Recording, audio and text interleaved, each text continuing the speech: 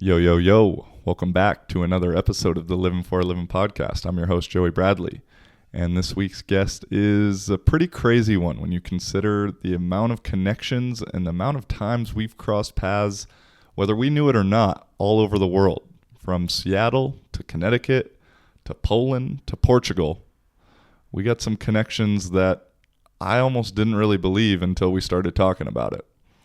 He is a veteran in the European basketball scene, playing in various countries such as France, Russia, Poland, Slovenia, and now he's playing for my squad in Lisbon, Benfica.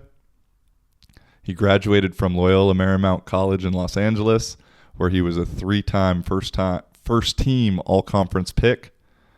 And off the court, he has his own leadership academy where he's aiming to inspire the youth to do bigger and better things with their lives.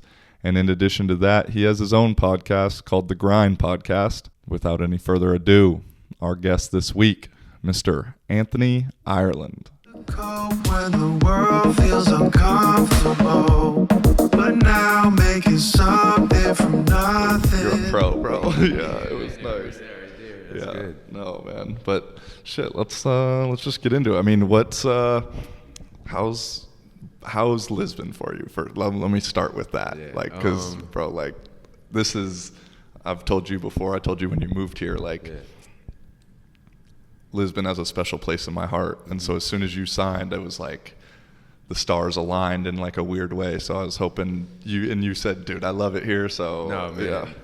It's been an amazing time this far. But even beforehand, I kind of, for the most part in my career, I've been in Eastern Europe. Yeah. So kind of, very cold and very just dull, gray clouds, long winters. So this summer, my mindset, at least, and I like the term speaking things into existence. So Totally. My mindset with my agent was I want to go to a place where, I can enjoy living off the court. And, so I kind of just tried to visualize that and manifest that. And then when this opportunity came about, I knew it was had never been to Lisbon, but I knew it's a great, huge city around the world. Yeah. Or a well-known city around the world. And then, did some research on the team, Benfica, and then I'm just very historic club. Obviously soccer is their main sport, which I fell in love with. But Yeah, that's. I didn't like soccer until I lived here, Yeah. and I've been to 6 Benfica. I'm Right. a SLB till I die, bro. right, So yeah. it's cool. I brag when I'm I'm interviewing my homie that plays basketball for Benfica. Yeah. And all my Portuguese boys are like, oh, Right, no, right. yeah. No, everywhere we go in the airports, we get hella love. People have Yeah. tattoos, 1904. I'm like, damn, this is crazy.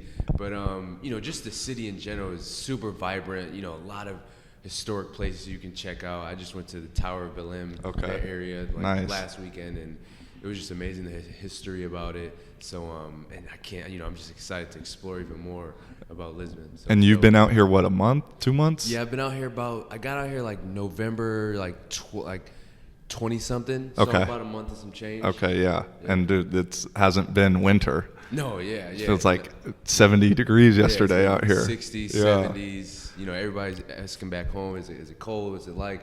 I'm just I'm wearing shorts and I see palm trees every day. It's beautiful. And is I know very little about the competitive level of basketball. Where's Portugal at in terms of some of the other spots, or because you guys are playing in the FIBA, everything like that, right? Yeah. So that's what originally, when I first, when they first had interest in me, that's what kind of turned me off, is because, I've played in much better leagues before. So, I knew the Portugal league wasn't as good, but also Benfica, big budget team, one of the biggest teams, or is the biggest team in Portugal. So I knew we'd have a chance at competing for a title. Gotcha. And then also, like you said, we compete in internationally in FIBA Europe Cup. So that was speaking to my agent, he was like, listen, you'll be playing in Germany, you'll be playing in Russia, you'll be playing, against big time clubs, outside of the Portuguese league as well. So it was kind of just a win-win, being able to showcase my talent internationally and still potentially get a championship in Portugal League. So Yeah. it's dope, man. That's sick. And what, you guys were just in Germany, right? Or Yeah, we were in Germany. So we're in the second round of FIBA Europe Cup now. So Okay. we played a team. They came to us first. We played a team from Belgium. Okay. And then we go to Germany. And then I think there's 2 other teams in our bracket or in our group. I think maybe like a Turkish team maybe and somebody I can't remember what And it's just like mixed in with the Portuguese schedule, Yeah. right? So it's kind of like you I Yeah. mean, no offense, but going from playing some Yeah. lower level teams to all of a sudden some dudes, right? Yeah. Some guys who are hoopers, and our schedule is super packed. For the most part, the FIBA Europe Cup games are on Wednesday. Okay. So say we fly out Monday night or Tuesday. Travel day Tuesday. Then we practice once we get there Tuesday night. Play Wednesday. Fly out Thursday. Come back to Lisbon.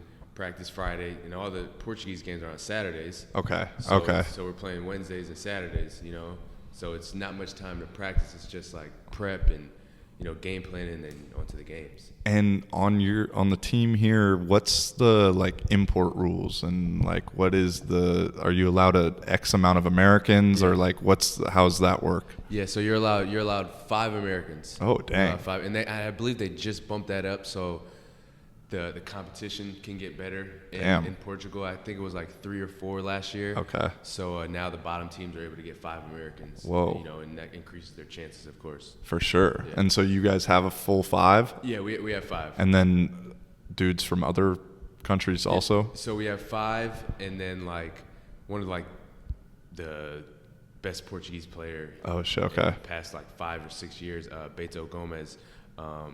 He's from Cape Verde. Okay. But he has his, citizenship, and he's a Portuguese guy. And but yeah, most of the guys are from Portugal. Okay. Other than the Americans, for sure. Okay. Cool. And so what's because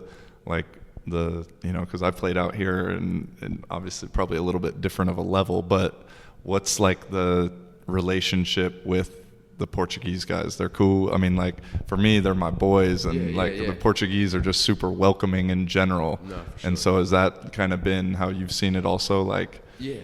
I mean, that's definitely how I found it. And it's a little different because, like I said, I've been in Eastern Europe, so Poland, Lithuania, Russia, and like the skin color is different. Right. They're white, so right. they're not very welcoming. Like turns into cliques. Like Yeah. Americans, older guys, Russian, or what I mean? It's For turns sure. into cliques. So like coming to Portugal, I'm just thinking like, but everybody's ethnic. Everybody's has some color to them.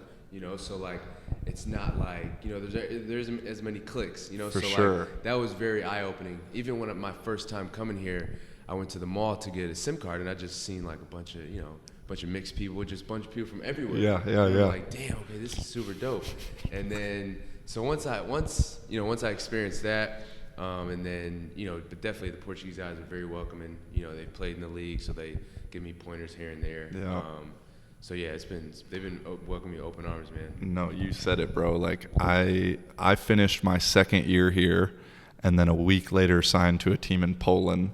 Like, we got like we have the weird crazy connections, like we've said, you were in Sopot, I was in Gdynia, you're out here now, I mean, like I went to University of New Haven, we're going to get into that, all these weird Seattle, and so then I was in Poland for 4 months or something. Yeah. And I mean, in Poland, I'd see like 2 black guys a month, and one of them was on my team, right, and then, but as me, I probably don't think about it as much because I blend in, but then I came back here for the summer for like a month or so after my Polish season, and I hop on the metro, and I was just like, oh, I'm back to some diversity, bro. It just felt good, I like that. And it's not like when I was in Poland, I was thinking, oh, it's super white. Cause like I said, I'm white. So I just like blend in probably. Right. But then I got back, I was like, dang, Poland is white, especially if maybe not in the capital in Warsaw, but right. No, for sure. And so when you said that, it was like coming from Poland, from Russia, I'm sure all those spots, like everywhere. Yeah. And you probably get the looks, and I mean, good and bad, and so right, for sure. Man, so let's go into like what's I guess we'll start with the overseas career, and then maybe we'll rewind and go back to the beginning. But like, so where was your first spot in overseas? So my first spot was I was in France. Okay. In a small town called Chalon, Chalon-sur-Saône. Okay. About 3 hours out of Paris, about 2 hours from Lyon. Very, very small town, but big fan base. Everybody was passionate. Okay. Everybody in the town went to the games, and that was a very, very hard experience. Looking back, just because I was a rookie. Okay. Didn't understand the business aspect of it. Didn't understand, the amount of pressure Americans have coming over, in a different country. Having to produce, like, this is a job. Yeah, This is what we signed you to do this. This is what you have to do. And if you don't, later, you're getting cut. You're, like, anything. It could go bad quickly. Yeah. So it took me, and no one speaks English out there for Hell nobody. no. Yeah, so that's a real tough. Yeah. So I was just, we had, luckily we had 4 other Americans. I was the youngest. Had really solid vets, but it was a very tough year for me, man. Like I said, I didn't really. In France, Pro A was like a really, really like high level of basketball. So, okay. And I had no idea. I'm just thinking, like, this is just basketball. Like, I didn't know the rankings, at least at that time. So, then, after going through that year, I kind of learned a bunch of stuff. It humbled me. Had a few moments where, like, I was on the verge of getting cut. For real? Okay. Yeah, Okay. One time, this is before a playoff game. I had a bad game the last game, and coach and the GM comes in.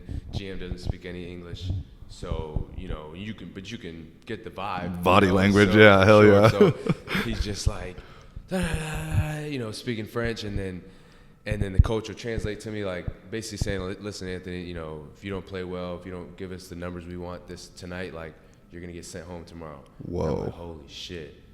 So whoa, then I went dude. home, I'm just like. So that's straightforward, though. Hell yeah. Dang. Give it to me like that. Whoa. Like, it wasn't no games. And then I went out, I performed really well, and then I was straight. Stuck around. Yeah, that shit was crazy, man. Whoa, man. Yeah, no, France, to me, like, especially with out here is lovely for the weather. Yeah. Pretty much everything out, and the Portuguese themselves speak really good English. Yep, definitely. In the city, and so thinking first spot is France.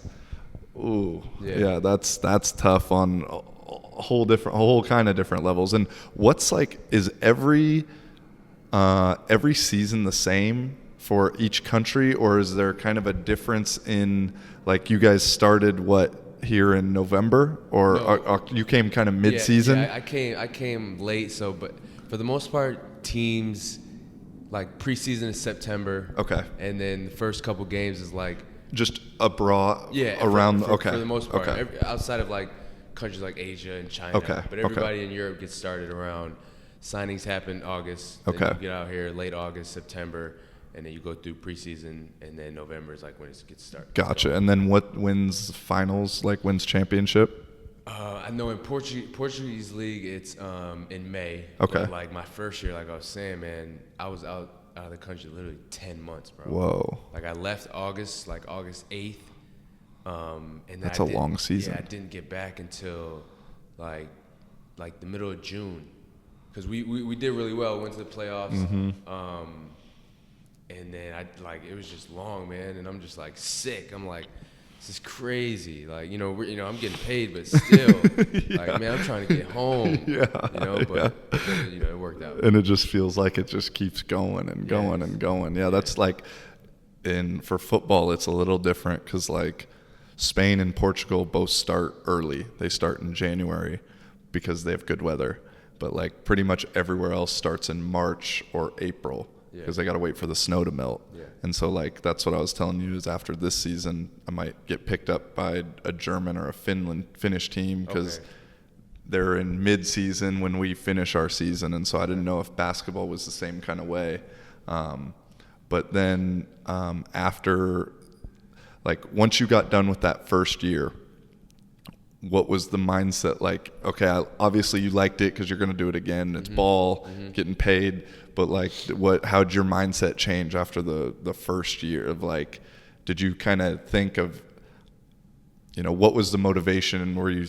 Now you're saying it was, I'd like to go to a little bit different of a climate, a different, was it like, shit, let me see who can pay me the most? Yeah. Or what was kind of after that first year, what were you thinking? I was still like, I still had really no perspective on it. Okay. To be honest, like Just still new.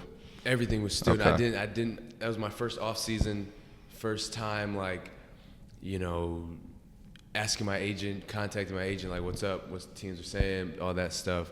And, so you're, naturally when you're uncomfortable at first, you're like in panic mode almost, Yeah, kind of like, timid too. Yeah. And then it doesn't help that, like, people back home don't necessarily understand.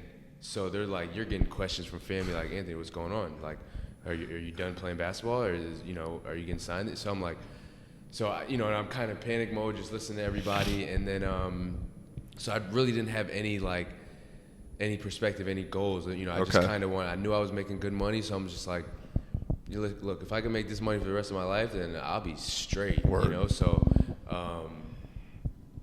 I ended up going to the season a little late, and I went to Greece. Okay. I went to Greece, which was an awful experience. Awful, really? Awful experience, man. I was in what area or what?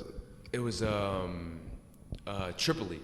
Okay. A town called Tripoli. Yeah. Small, old farm country town. Okay.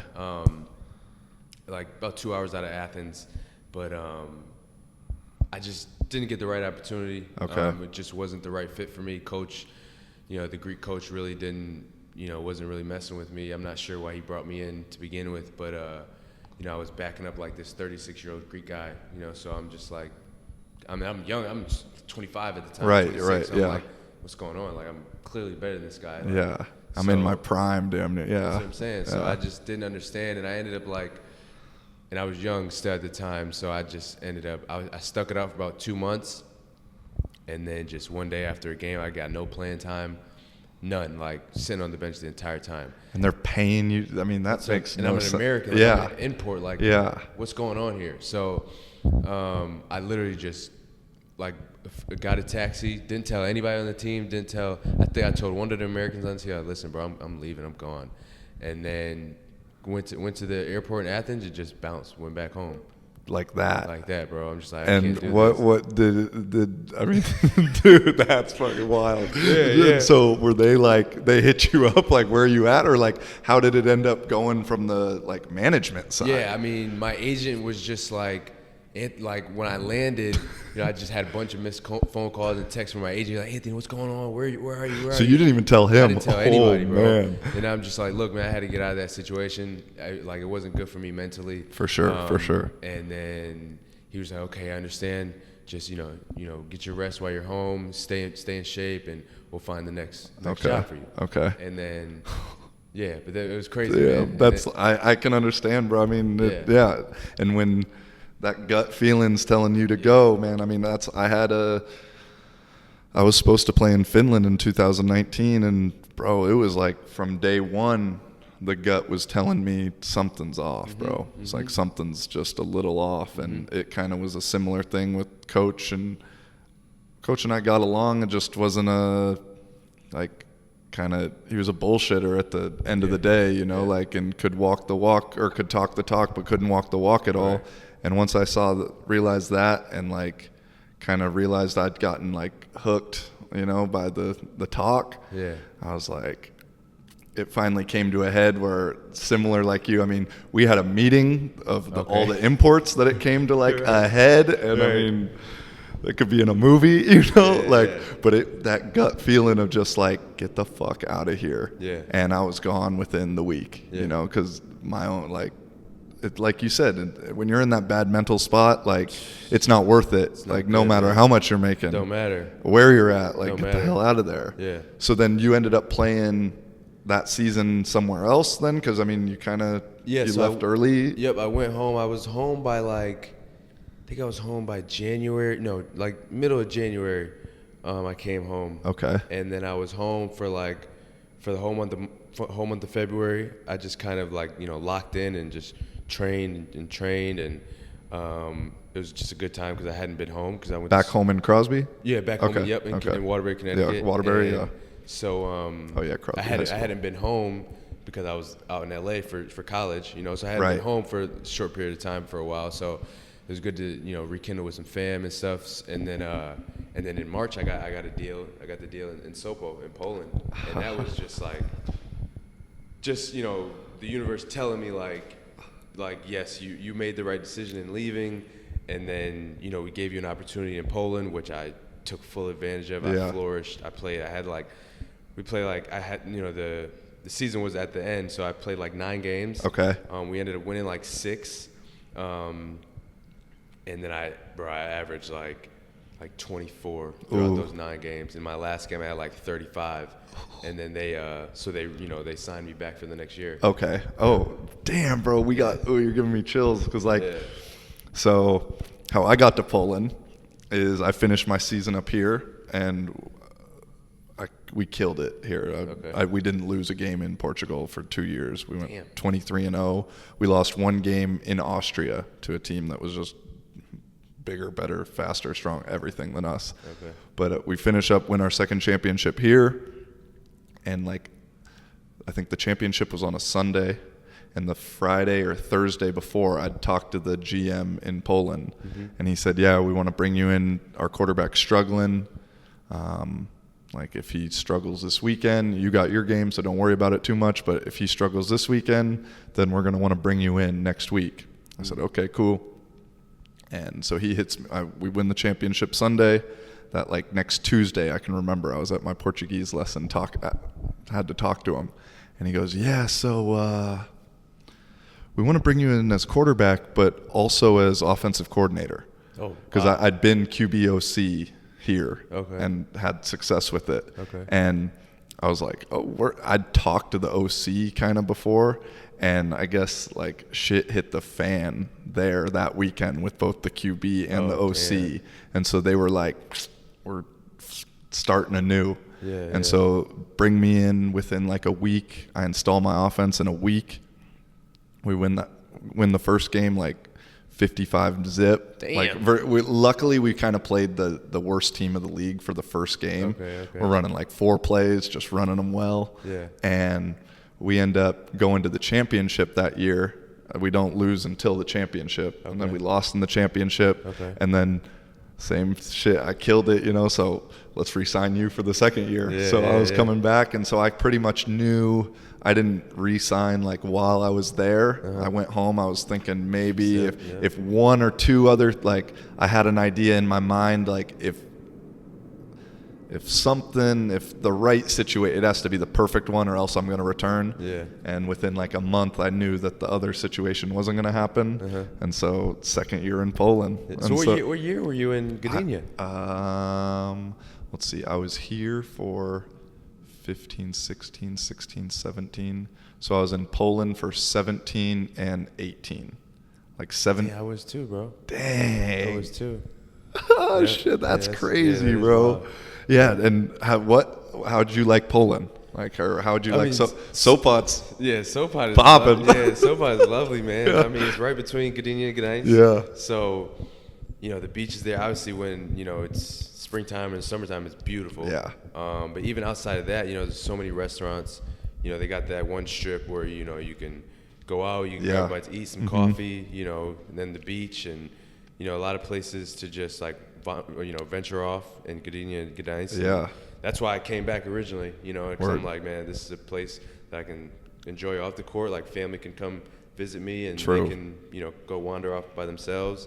So that was the main idea, and I've always said, I wouldn't mind, going back to that same club. Same, bro. Yeah, no, Gdynia for me was cool. And in terms of football, we don't make as much as you guys, definitely, but for the cost of living out there, that was for sure my best financial setup was out there. And man, like you said, it trips me out that the beach out there is sick. Yeah. And it sounds weird, the Polish beach. No one ever thinks of that. Hell no. But man, the once it gets hot enough that you can do it or really enjoy it, Man, it's amazing. it's a spot that is severely underrated. I think Poland doesn't get the love, or at least I've done nothing in any other part of Poland. Like I haven't traveled at all, but the Tri-City area,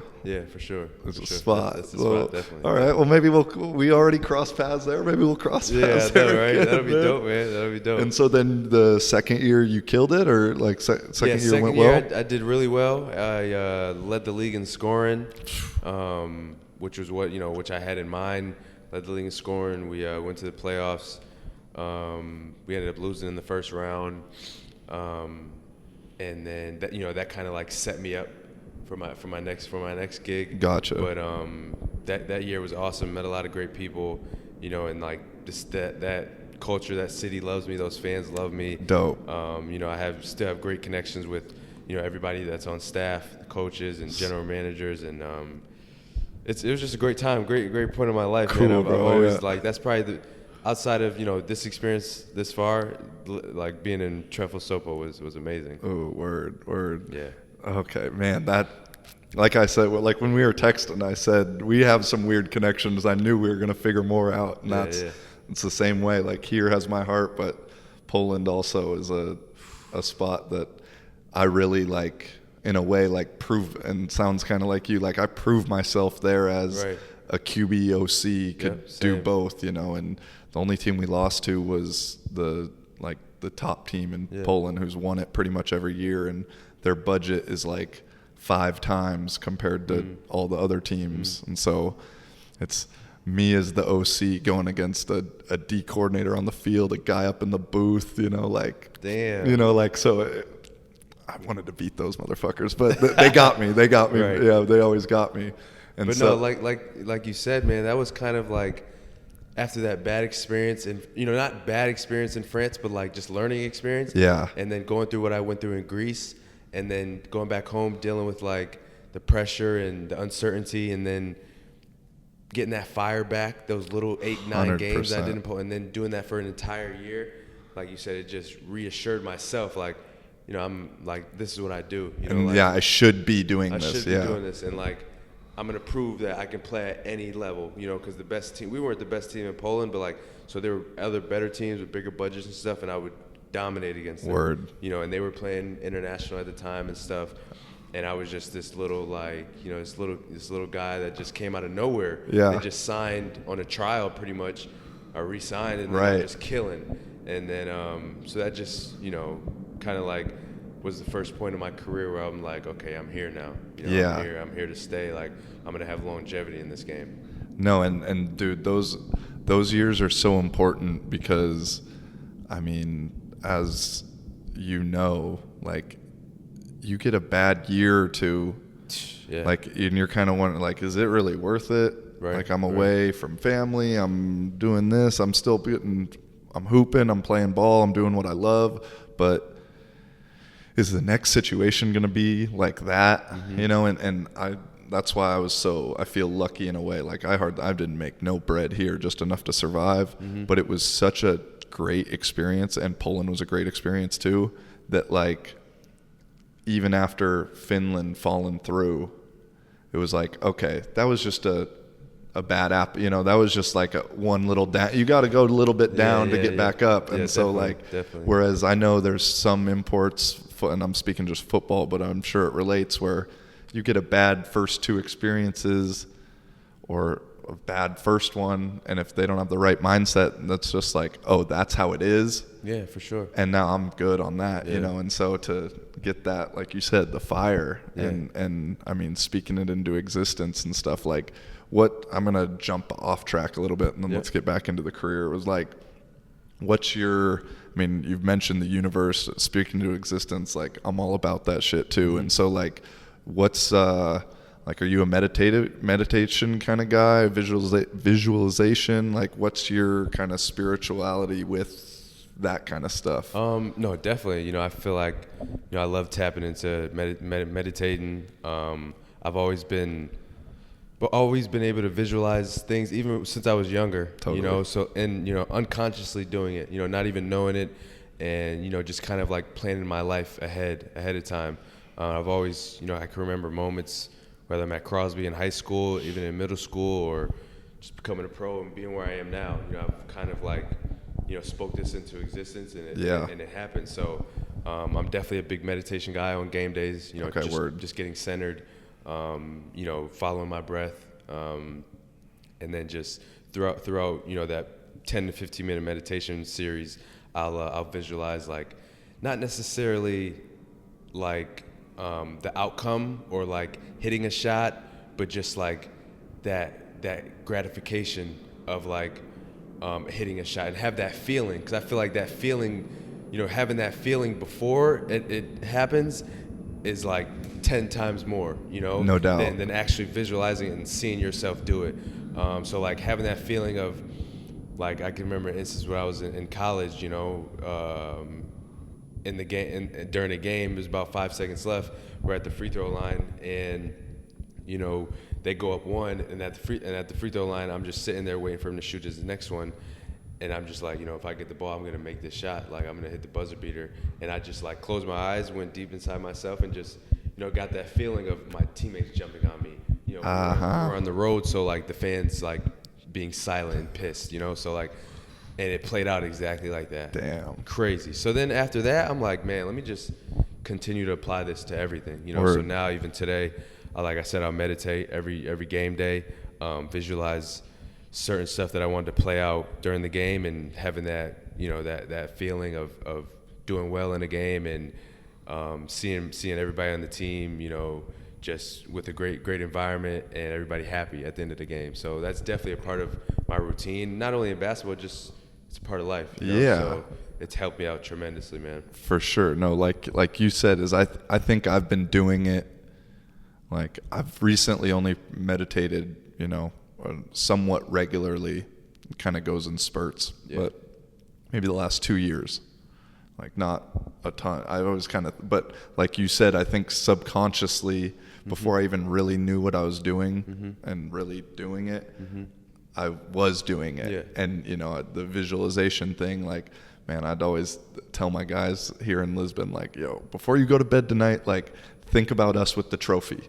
Yeah. Like, and now that I've read some books and stuff about it, I'm like, damn, I'm smart. Deeper, like, deeper, and it's so important. And to get to a level where, I consider I'm doing what I want to be doing, like I'm living my dream right now, where everyone has their own dream, and I think you're in the same kind of boat where, man, you tell it to it. How do I put it? It's not an easy thing to believe that is possible. Yeah, for sure. Yeah. But if you do believe that it is possible and can see it, then like it's gonna eventually happen. Right. And so that's what. Yeah, and I feel like you have to put action behind it as well. That's the main key. You can't just think about it and dream about it. You have to be working and be in that that mental state of just trying to get there, even when you don't catch any breaks or you're not like seeing any progress. You still have to just maintain that focus, because where your goal is. Like during off seasons, it's like I'm essentially out of a job, but like I'm still training my ass off, because I know I'm going to get another, so like, for sure, it's just that repetition, and that applies to life. But circling back, one thing I used to do in high school, I used to write, like throughout my season, I used to write my goals down, and tape them on my wall, on my ceiling. Okay. And it had like state championship, lead my team in, average this, points, assists, rebounds, get this GPA, get this many Division I offers, and then eventually NBA. And every morning when you wake up in bed, the first thing I used to look at was my ceiling and look at my goals every morning for 2 years, bro.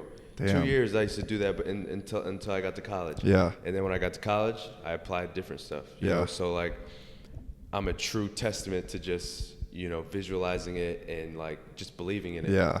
Even when I may not get the offers that this kid got, or I may not, just things may not work out in my favor, but I'm still just like all in and 10 toes it down with what I want to do. That's sick. Yeah, man. That's, I need to get into a little bit more of the like writing goals down, And like a few people I've been talking to lately have said very similar things, or have it on their mirror in the bathroom while they're brushing their teeth. They're going through it.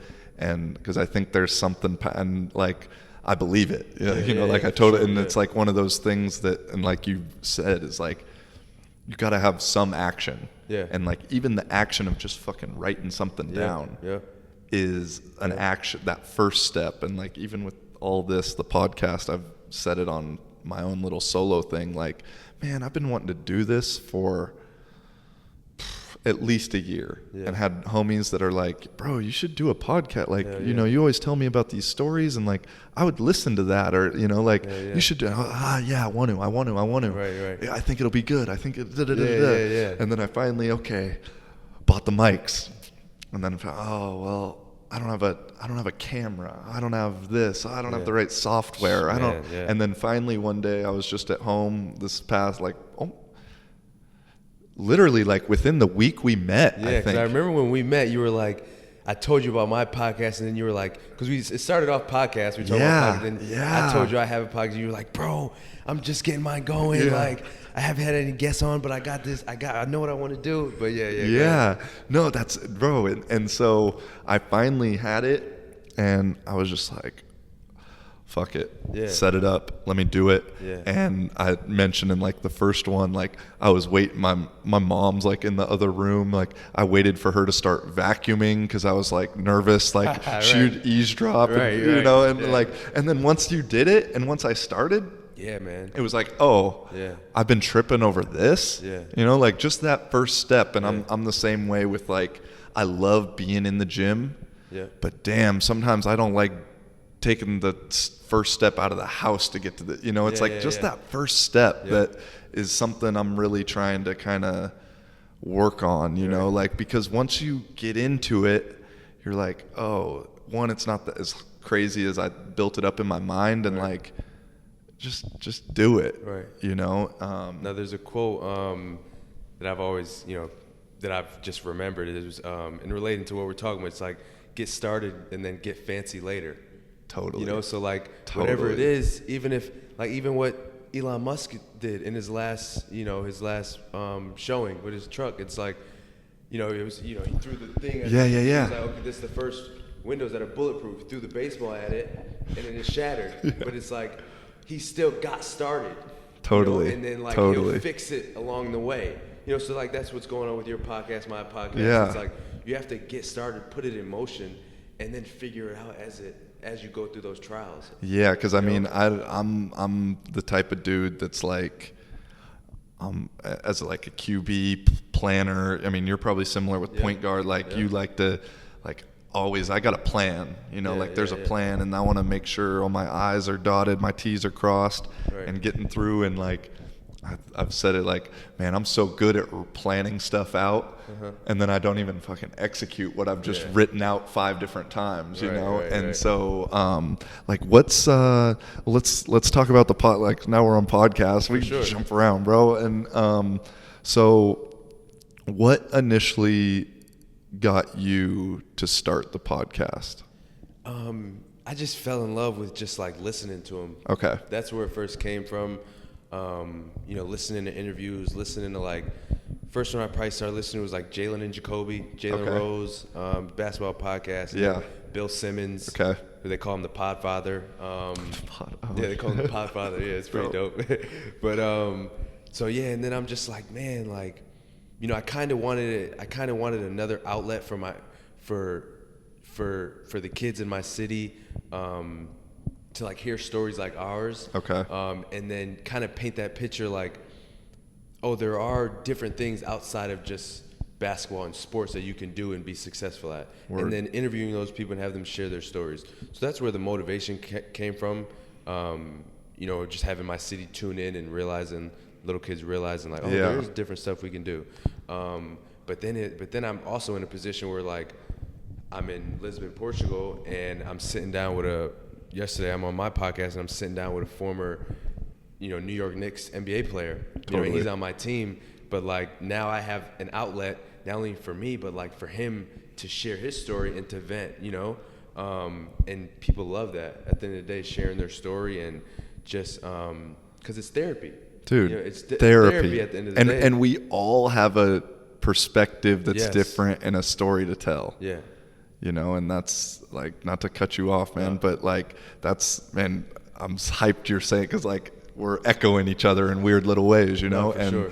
And in my travels and adventures, like, bro, you have one conversation with someone that's different than you or whatever, and all of a sudden you're like, oh, yeah, I do the same, I'm thinking the same thing. Yeah, like yeah. it's all, you know, and man, and so it's cool that we kind of have that thing coming to a head. And like, same with me, I got into them just because I was listening to them. Yeah.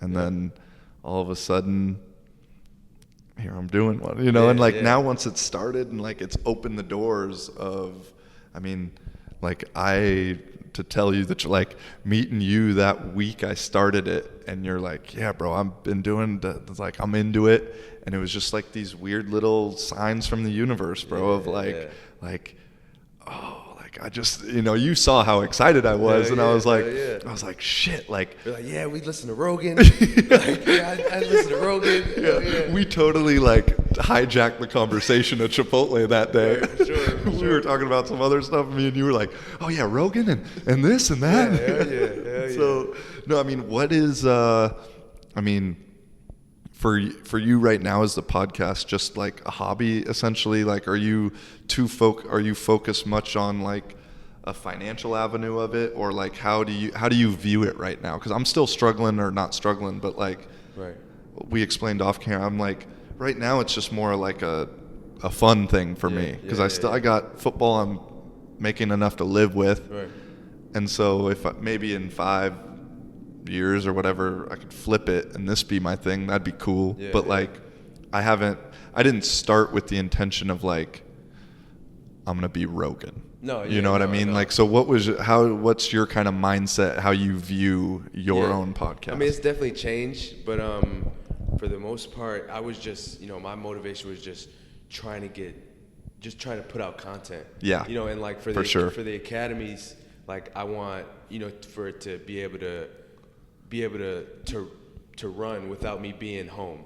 You know, so like this is another outlet that's attached under the Academy's umbrella. You know, so like, and I like to think of it as like, you know, you put in thousands of hours of training football before you got paid. Totally. You know, and I put in 1,000 hours of basketball before I got paid. So it's kind of that mindset, that long-term mindset. The marathon. Yeah. So it's gonna pay off. You just have to stay in the moment and just keep at it. For sure. Like, I'm not into like, you know, we've had, you know, a couple of sponsorships here and there, and people wanting to work with us and us to, you know, mention their name, give them shout outs.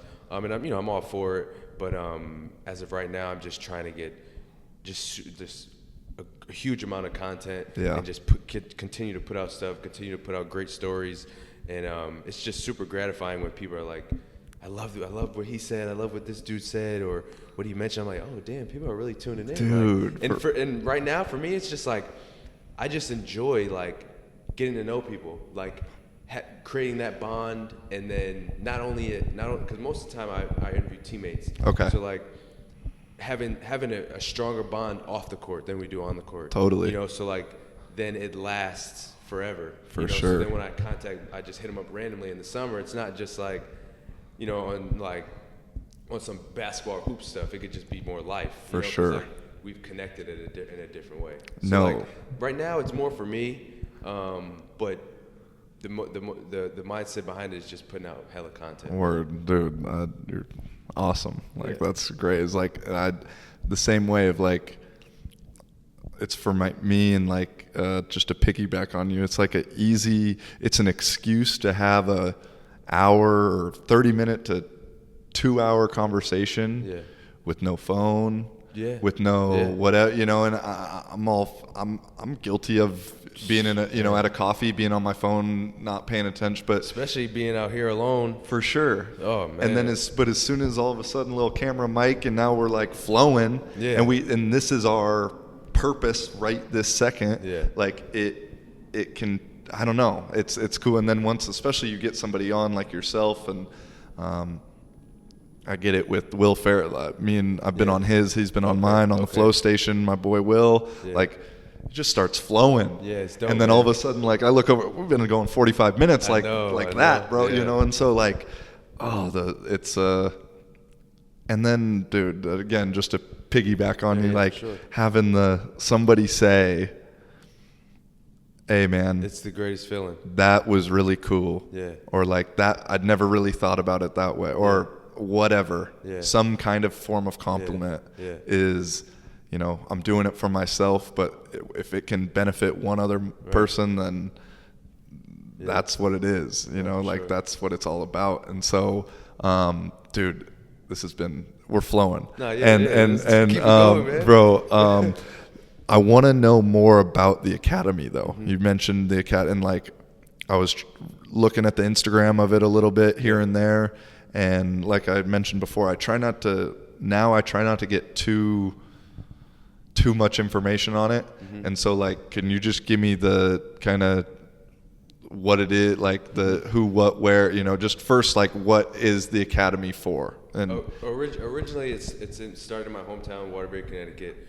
Mainly for an outlet for kids. Yeah. Because like you said, everybody's attached to video games and you know, phones now and Instagram and social media and stuff. So, like, you know, the kids in this generation may not necessarily have the same outlets that we had. Like being outside all day. Totally. All day, no contact with parents. Just like they know where we're at, they know what we're doing.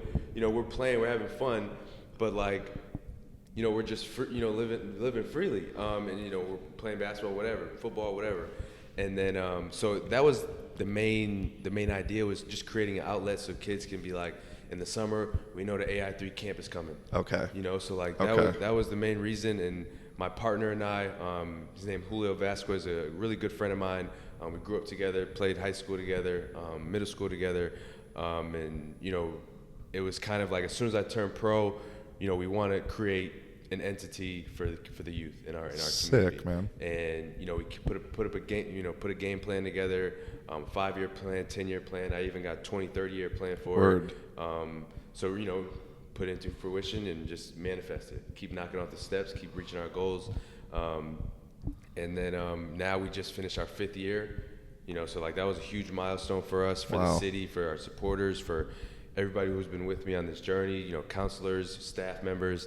And we had about our very first camp we had back 5 years ago, probably had about 25, 30, 40 kids. Okay. You know, everybody pretty much came for free. At Crosby? Where'd you do it at? This was at like the PAL, like Police Athletic League. Okay. They have their own gym, so we hosted it there. Like I said, 30, 40 kids, maybe if that, for free, everybody for free. But you know, I give them gear, you know, shorts, jerseys, a bunch of shirts, and then each year 2, 3, 4, we kept growing. Then now, this past year, it's the first time I was at my alma mater, Crosby High School, which was huge for me. And I know Crosby. Right, yeah. And then we had about 180, 190 kids. Wow, man. Bro. Did for 5 days, from 9 to 4:30, 9 to 5, pretty much. So it's enough time for the parents to, like, you know, okay, you're taking care of our kids for a week. Damn. You know, we're feeding them. Damn. You know, so we're doing a lot for everybody. And then, you know, so now, but after the, you know, so we have 4 camps actually. We have the main camp, we have an elite camp, and then we have our freshman sophomore camp, like top freshman sophomore in the state. Okay. About like 30, 35 kids, and then we'll do junior senior camp. And then throughout, like, while I'm gone and when I'm home before the camps and after camp, we'll do training sessions, little clinics here and there with YMCA, Boys Club and stuff. So, that's what we have right now. You know, we're continuing to build. You know, I'm looking forward to this off season and going into year 6. It's going to be super excited, man. Just putting little things in order now, but I just love, like, just that feeling, and you know, and I don't get to, like, reflect as much while I'm at the camp. Yeah. But, like, man, the environment is crazy. Just like 180, 90 plus kids, like, you know, all having fun, just like eating, laughing. Yeah. Everybody had a smile on their face, music playing. Yeah. Just gives you chills, you know. So, and it's, it's my city, so like just giving back and paying it forward, is what something what I love to do. Damn, bro, that's amazing. What's like from? I mean, because it's like a business, but not, I wouldn't really. It's not a business, but it kind of is in that way where like you got to be super organized and all, in the logistics of everything. What's been like the biggest learning curve or learning lesson that you've had through that from year one to 30 kids to now 190 and 4 different like what's been like how do you feel like you've grown in that way? I feel like just relationships, man. Okay. Just genuine relationships, doing things for the right reason with the right intentions. Gotcha. And putting out a product that people will respect, and understand that you put in a lot of work, to pull this off and to make everything run smoothly. You got great counselors, former guys that played D1, D2, D3. Some people are still playing pro that'll come back and help me out. We'll have guest speakers come, so like they're really getting the bang for their buck, so like it's not necessarily like not getting rich off it. Yeah. It's not like a huge business move, but you can definitely tell, they're getting what they want out of it. So like that's what I'd say the most, just building those genuine relationships, and then like, keeping in contact with people, watching kids grow. Right. There's been kids that came to the first camp that came last year, but they can't come next year because they'll be juniors and seniors, so it's like, damn, he came for the past 5 years and was able to see them grow. Yeah. So like, and the parents know every summer we're signing up. Like, don't even worry about it. Yeah, whatever the price is, whatever it is, So like, just doing things for the right purpose, not with the intent to get money, Right. Not with the intent to, for publicity or for clout. Just doing it, out of the genuinity of your heart, and you gotta, your soul and your heart's got to be in the right place, or people will realize that if it's not, and it's for sure easily detectable. For sure. Yeah, no, that's the biggest thing is like, shit, I just saw a little thing on Insta. It was like being you is always cool or whatever, because like eventually if you're playing some other character or whatever, putting on a mask, like eventually you're going to slip up and have an instance that isn't this mask that you're wearing. Right, for sure. And then people like, well, character. Wait a minute, like I thought that's why we was, and so no, that's cool. I mean, I'm like not envious, because that's puts it in a bad term, but like what I think it's really fucking cool what you're doing, like that's a really awesome thing that, I've just been able to coach some like high school kids, and I'm coaching some Spanish kids now that, and that communication's funny, but like with the high school kids, like even just it's 1 or 2 or 3, and that relationship and that like giving back, even though you're making a little money off of it, like when you get to see the progress and see the appreciation return back, like is a special thing, bro. Like, and so to do that on a mass scale essentially is like really cool, bro. So like props for that shit, bro. Sure, like, and like the long-term goal. I was gonna ask. That was my next question. So the long-term goal, going into year 6, by year 10, I'll be kind of coming down from my playing career. Okay. So about 4 years from now, I definitely want to just eventually get a facility. Apply some mentorship programs, after-school programs, and then 15, 20 years down the line, I want to have my own K through 12 prep school. AI3 Leadership Academy. Sick. Prep school. So that's the goal. That's where the ultimate. Dude, I gotta link you with my boy Nick that I was telling you about, because he's doing the AAU thing, and his family has their own facility, and like kind of in a way, and he has a thing called Lab, LAB, Life After Basketball. Oh, wow. And like you'll vibe completely. Oh, wow. And so I'll connect you with that for sure. Yeah, Like I'm you'll, interested to hear about yeah, that. you'll dig it. But let's go. Now we're talking high school. Let's rewind Okay. rewind all the way back. Let's like growing up. You're from Waterbury, like born and raised. Born and raised. I had a few different stops. Born in Waterbury, Connecticut. Then went down. We moved down to Jonesboro, Arkansas. Okay. For about 2 years. Then we moved to San Diego for about a year. Then moved back to Arkansas. And then moved back to Waterbury, Connecticut. So Why the moves? my mom and dad separated. Okay. My mom got married to my brother's dad, who was in the military. Okay. So his family was in Jonesboro, Arkansas, and San Diego. So Gotcha. We Okay. followed them or him. So by the time I got back to Waterbury, Connecticut, I was in like 5th grade. Okay. So still fairly young. Yeah. Still knew everybody in the community, kind of, and then yeah. When went to Crosby. Yeah, went to Wallace Middle School and Crosby High School.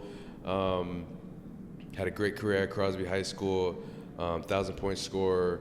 We won a state championship my junior year. Oh, sick. Lost it my senior year at the buzzer. I actually Damn.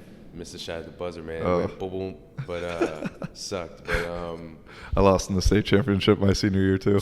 bro, yeah, I was sick, man. That's terrible. Yeah, but yeah, throughout that process, man, I was always, goal driven and knew, like I said, I'd take my goals on the ceiling. Right. So I knew what I wanted. One of my mentors, BJ Montero, he when he was a senior when I was a junior, so we won it when we won the state championship when he was a senior, and he was the first person to go Division I, straight to Division I from Waterbury and from public school in Waterbury. Gotcha. A lot of dudes, even me, like went prep school or went JUCO route, and then okay. So not a lot of people had the grades. Right. So he was like my person who I looked up to. Like I want to, if he's going D1, I can do it. I just got to take the same steps he did. So he was that guy for me. And then another guy named Ryan Gomes played in the NBA for about 12 years. Who I kind of looked up to and shaped my my mindset based on his.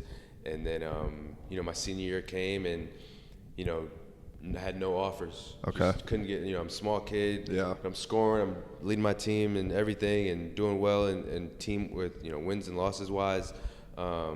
Does Connecticut get much respect from the basketball? Yeah, now because social media has changed. Yep, right. Social media has changed right. everything. But like back then, we were always overshadowed by New York and Boston and whatever. So we just never got our fair shake. Totally. So my senior year didn't have any offers.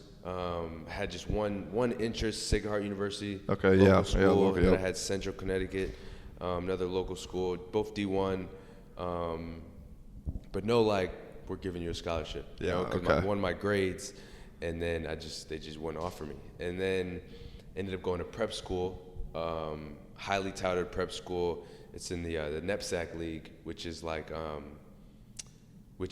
where Isaiah Thomas went. Okay, Isaiah Thomas went to South Kent, so we played South Kent. It was like a very prestigious league for basketball, at least. And then so I played out my year there and going against Division I guys, high major guys, and I'm handling my own, succeeding very well.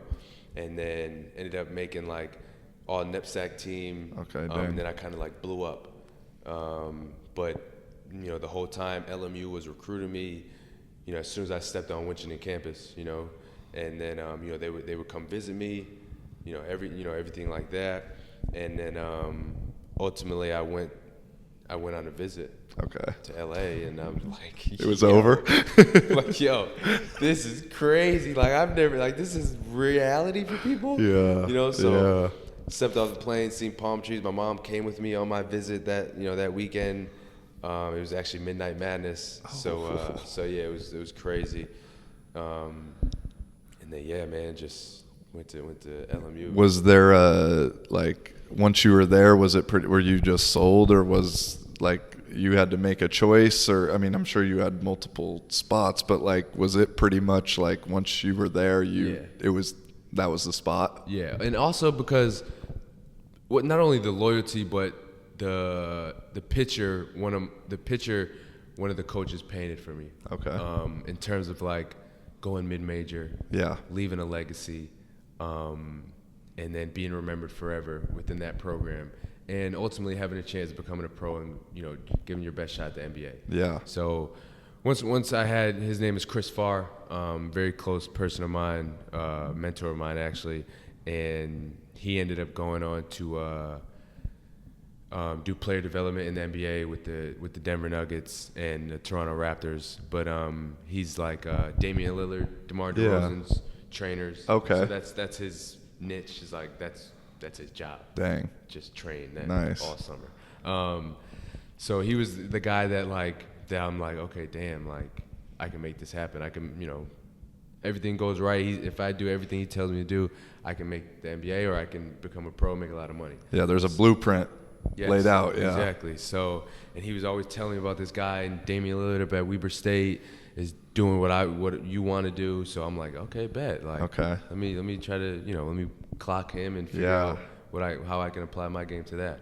So then, I just committed to LMU right on the spot before I went back. Oh, word. Okay. I took a visit to St. Bonaventure, UMass, Providence, and Rutgers and LMU, and I did unofficials for two of them. St. Bonaventure was an official, and Rutgers was an official. And I told them, let me just take this last visit. I already have it planned because my mom's coming with me. Only visit my mom came with me on, and then and they knew, they knew like, damn, if this kid goes to LA, it's gonna be over. Like, he's gonna fall in love with that, because this is all East Coast. Yeah, schools. exactly. And exactly. Then, that's exactly what happened, man. And then I could never forget Coach Good, father figure of mine. First time I walked in his office, he was like, what did he say? He was like, who's this short little motherfucker walking in my office? And I'm like, yo, dang, what? This dude's crazy. And then, I just fell in love with that attitude, that persona of his. And then, he was just like, listen, boy, you're not leaving. If you're not leaving, you're not getting on that plane if you're not committing to us right now. And I'm like, damn, coach, like, damn. And then I was like, all right, just let me think about it for an hour. Went back to the hotel. Talked over with my mom, and I'm just like, yeah, let's do it. Let's do it. Dang. And do you feel like, kind of do you feel, how you said you moved around a lot growing up, and then a prep school thing, and that, like, do you feel like that's kind of prepared you in a way of like coming out here and like how you view moving around and like getting used to that also? Definitely. Just being on a totally different side of the country from family and stuff. Totally. At 18, 19, 20, 21 years old, that definitely played a role in just how easy I'm able to adapt with, being even further away now. For sure. But also just like the ups and downs and the uncertainty of just like not being good enough when I'm a junior, senior, my senior year, not getting the offers I wanted. And I think that's prepped me for just like the ups and downs of a career, right? Ultimately life, right? So all this lessons that I've learned, go hand in hand with life. So, not getting what I wanted at the time, but it ultimately prepared me for what I needed to go through. For sure. Like the situation in Greece prepared me for my success now in Poland. Totally. So definitely it's played a role in just being away from home and naturally I'm an introvert, so I'm kind of used to being on my own. I like being just secluded with my own thoughts and just being by myself for the most part, and then like I don't mind being out of the country and being away from family. Doing your own thing. I'm the same way. Like I consider myself like I can be extremely social, right? And like in the right, but for me, like, and that's a big reason with the podcast is like, if I'm speaking, I want to be heard. And then if someone's speaking, I'm going to listen. Right. And like, I'm putting effort into the conversation. Whereas, like some, I think, not all extroverts, but to just generalize, like sure. it's just more of like I'm talking to talk, and it's just part of the thing. And so like, you know, I'm like I'm cool with being at the crib, like solo, doing my thing, working computer, doing whatever. And man, bro, I just keep tripping out with some of our, like, I had no offers out of high school. Yeah, bro. Went JUCO in Cali. Okay. Killed it my 1 year in Cali. University of North Dakota for a year, and started my first 7 games there. Just had a bad quarter basically, and got faith. I learned very quickly once I got pulled that there wasn't much faith in me in general. Okay. It was kind of like it was a weird situation, but a learning experience like we're talking about. Right. Had to take a year off because of transferring late and stuff, and then I finished up at New Haven in Connecticut. And that's crazy, and then my senior year was like, had a good personal year. We had an up and down. We lost our first 3, won the next 6, lost 2 to finish the, you know, so like highs and lows, man. Yeah, and so like to hear, you know, like these weird little like down here and then this part of the country, then over there. And I feel like I lived in the same house from 0 until I moved to Cali. Wow. So never moved, like same crib. My mom still lives there. And so I always wanted to travel, and I didn't realize it was going to come in the way that it did, you know, Cali, North Dakota, Connecticut, Lisbon, Poland, you know, Finland, Spain, you know, like, and that's so crazy. You was in Connecticut, you know, exactly.